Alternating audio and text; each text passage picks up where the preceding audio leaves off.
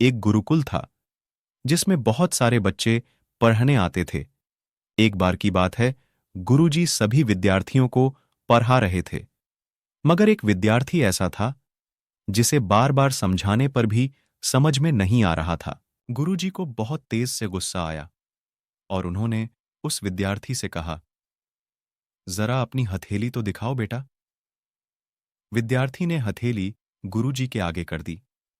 हथेली देखकर गुरुजी बोले, बेटा, तुम घर चले जाओ। आश्रम में रहकर अपना समय व्यर्थ मत करो। तुम्हारे भाग्य में विद्या नहीं है। शिष्य ने पूछा, क्यों गुरुजी? गुरुजी ने कहा, तुम्हारे हाथ में विद्या की रेखा नहीं है। गुरुजी ने एक होशियार विद्यार्थी की हथेली उसे दिखाते हुए कहा, यह देखो, ये है विद्या की रेखा। यह तुम्हारे हाथ में नहीं है, इसलिए तुम समय नष्ट ना करो और घर चले जाओ और वहां अपना कोई और काम देखो।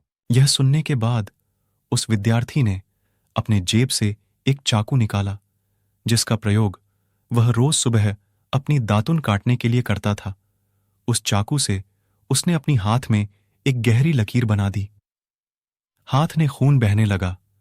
तब वह गुरुजी से बोला, मैंने अपने हाथ में विद्या की रेखा बना ली है गुरुजी।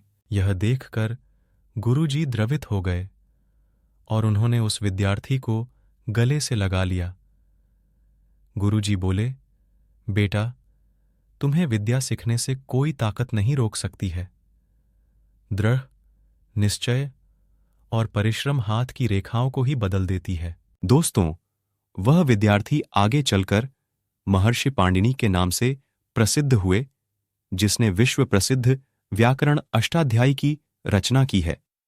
इतनी सदियां बीत जाने के बाद भी आज 3700 वर्षों बाद भी विश्व की किसी भी भाषा में ऐसा उत्कृष्ट और पूर्ण व्याख्या का ग्रंथ अब तक नहीं बना। तो दोस्तों, इस कहानी की शिक्षा यह है कि लोग चाहे जो भी बोले, हम हर एक को गलत साबित करते हुए अपनी लागन और कठिन परिश्रम के दम पर जो चाहे वो सब कुछ हासिल कर सकते हैं।